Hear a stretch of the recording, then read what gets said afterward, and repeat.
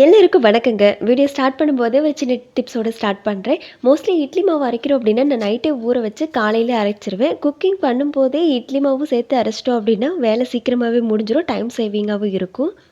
என்னோட கை பார்த்தீங்கன்னா, ரொம்ப ரொம்ப குட்டி கையா தான் இருக்கும். ஸோ, அதனால அதில உளுந்து, அரிசிலாம் வடிகட்ட முடியாது. அதனால இந்த மாரி ஃபில்டர் யூஸ் பண்ணி வடிகட்டிடுவேன்.